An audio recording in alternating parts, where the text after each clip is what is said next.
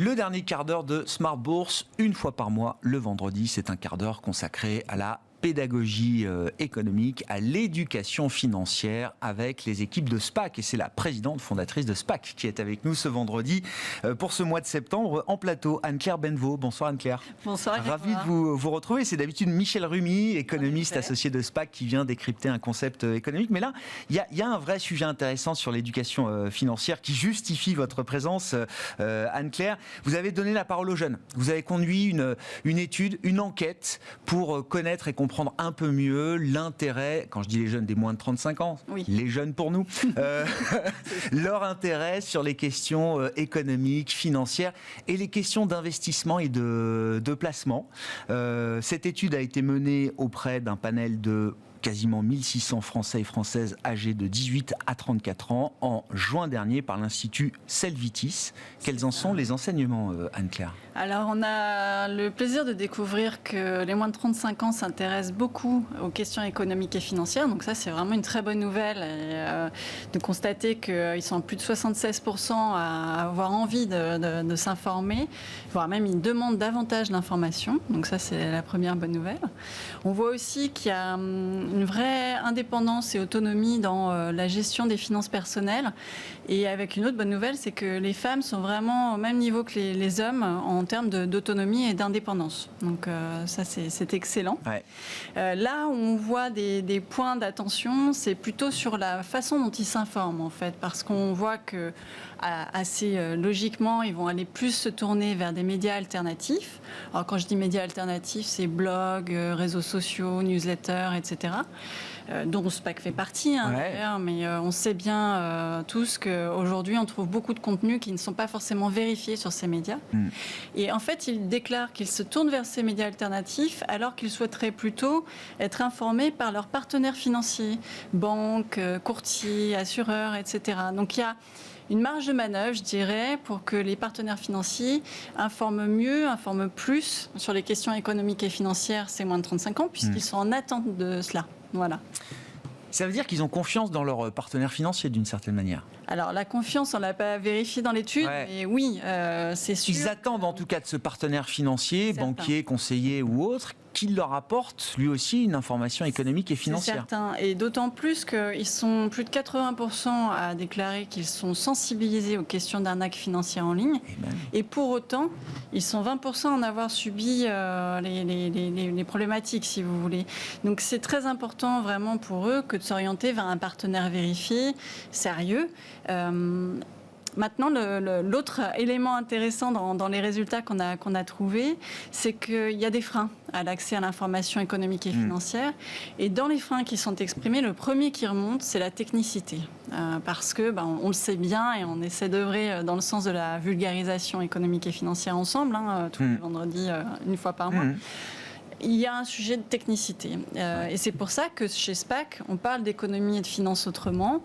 On essaye de simplifier, de rendre cela plus accessible et parfois même en utilisant un peu d'humour et de provocation.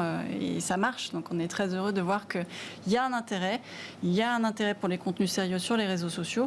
Maintenant, l'union fait la force. SPAC, on est là pour sensibiliser les parties prenantes. C'est work in progress, toujours. Exactement. Non, évidemment, mais c'est très intéressant cette question de la clarté du langage. Et même dans une émission comme ici, où effectivement, voilà, juste avant, on est sur des sujets très techniques, et il faut qu'on parle de sujets très techniques. Il y a de la technicité, il y a de la plomberie dans le fonctionnement des marchés. Mais j'essaye autant que faire se peut, quand on doit décrypter des grandes tendances économiques. Moi, je demande aux économistes souvent de me parler de l'économie sans chiffres. C'est-à-dire raconter ce qu'est l'économie, et on peut le faire sans être forcément dans des chiffres à la virgule, des concepts de ratio, etc. On peut parler clair quand on parle d'économie, même quand on veut aller au bout du sujet, c'est aller à la pointe du sujet et ne pas être dans la simplification à l'outrance. Il y a un équilibre qu'on peut trouver de ce point de vue-là. C'est vrai, c'est vrai. Je ne sais pas quoi ajouter. Si vous voulez, on peut aussi peut-être parler, on a parlé d'autonomie, d'indépendance. Sur les autres freins exprimés, il y a le manque de temps, l'envie d'avoir des contenus plus courts, évidemment des formats vidéo, etc. Tout ce qu'on retrouve beaucoup sur Internet, évidemment. Ils s'intéressent aux questions économiques et financières. Dans quel but ?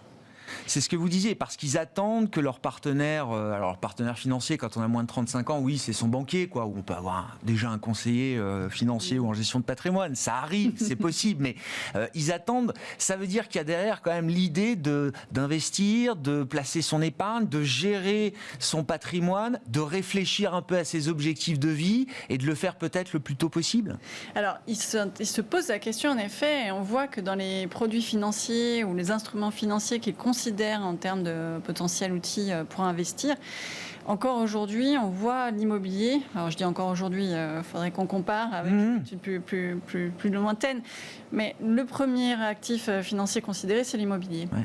Et c'est là où on s'interroge aussi sur leurs besoins d'éducation financière et d'accompagnement, parce qu'il y a plein d'autres actifs qui sont pertinents pour eux et qu'ils méconnaissent très certainement. Donc c'est là aussi le rôle, vous l'avez soulevé, de leurs partenaires, que de les accompagner aussi, de les guider, de les éduquer financièrement pour leur donner la possibilité de prendre connaissance de tous les possibles qui s'offrent à eux. Bien sûr.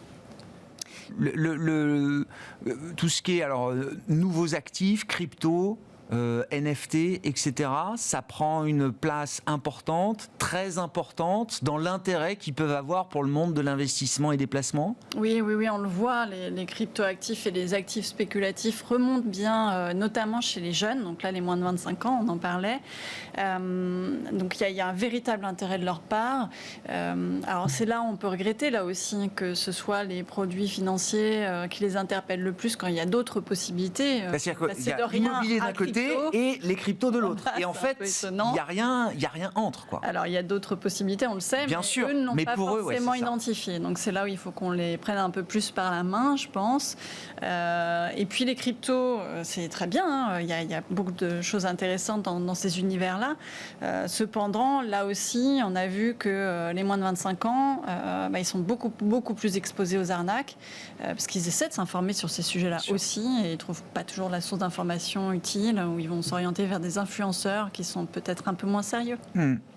Et vous disiez aussi, alors c'était effectivement, c'est un point de satisfaction, l'éducation financière chez les femmes est au même niveau que l'éducation financière, ou l'intérêt en tout cas que les femmes ont pour les questions économiques et financières est le même que celui que les hommes.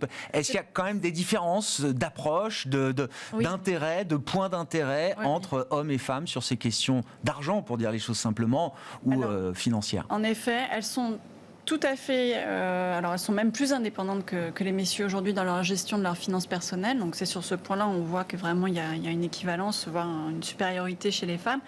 Pour autant, dans les choix d'instruments financiers, on note encore des décalages importants. Il y a plus de 10 points d'écart entre les actifs qui sont envisagés par les messieurs et ceux qui sont envisagés par les femmes. Et je dirais sans surprise, on voit encore que les profils féminins vont plutôt s'orienter vers des instruments financiers peut-être plus sécurisés, plus prudents. Maintenant, on peut s'interroger sur le fait que ça peut être lié à un besoin de plus de sécurité, ou bien peut-être aussi un plus grand besoin d'éducation financière. Et c'est ce qu'on a vu dans les nombreuses études qu'on a utilisées lorsqu'on a lancé SPAC, que les femmes, malheureusement, sont encore loin derrière les hommes en termes d'éducation financière. Donc il faut qu'on s'investisse vraiment sur ces questions. Voilà. Ouais. Et alors, concrètement, là, comment chez SPAC, Anne-Claire, qui a été lancée il y a 2 ans, en 2021, je cherchais la date, donc c'est un projet effectivement qui est work in progress, mais c'est quoi les axes stratégiques pour vous, pour participer à cet effort, en tenant compte des derniers résultats que vous avez pu retirer de cette enquête, d'ailleurs? Alors, effectivement, l'axe est dans l'enquête. Si vous voulez, notre ambition, c'est de sensibiliser les parties prenantes à cette question d'éducation financière. On le fait déjà très bien ensemble, donc pour la partie, on va dire, médias. Ensuite, il y a les institutions. Et c'est ça qui œuvrent à la sensibilisation, évidemment. Et quand je dis institution, il y a le public et il y a le privé. Et aujourd'hui, on tend la main aux acteurs du privé, on travaille déjà avec certains d'entre eux sur ces questions d'éducation financière, à la fois pour sensibiliser l'interne, leurs équipes, leur expliquer de quoi ils retournent, comment ça se passe, ce qu'on pourrait faire ensemble. Et puis pour certains, on est déjà lancé sur des mécaniques d'éducation et d'acculturation financière.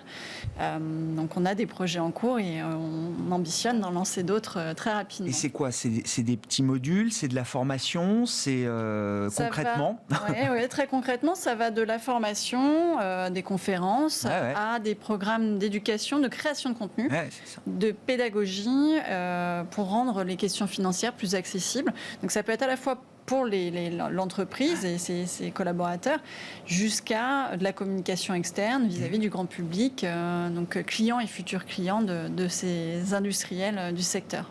Voilà. Merci beaucoup Anne-Claire, mais on se reverra pour continuer de parler de ces sujets d'éducation financière, avec une étude qui démontre l'intérêt des jeunes, des moins de 35 ans, pour ces questions. Vous dites 76%, c'est ça effectivement, sont intéressés par les questions économiques et financières, un intérêt qu'on retrouve aussi bien chez les hommes que chez les femmes, et c'est un point clé effectivement qui nous conforte dans l'idée qu'il faut en faire toujours plus de ce point de vue-là. Donc rendez-vous avec SPAC, je le rappelle, une fois par mois, le vendredi à 17h45, le dernier vendredi du mois à 17h45. Anne-Claire Benvaux était avec nous, présidente et fondatrice de SPAC, et puis on retrouvera le mois prochain Michel Rumi, associé avec vous, économiste, qui viendra décrypter un nouveau concept économique comme une fois par mois. Voilà pour cette édition ce soir et cette clôture du mois de septembre sur les marchés, un mois qui aura été un mois douloureux et compliqué encore. C'est le 3e trimestre de baisse consécutive pour les grands marchés actions et notamment le marché actions américain. Voilà donc pour la conclusion de ce mois de septembre. On se retrouve lundi en direct à 12h30 sur Bismart TV.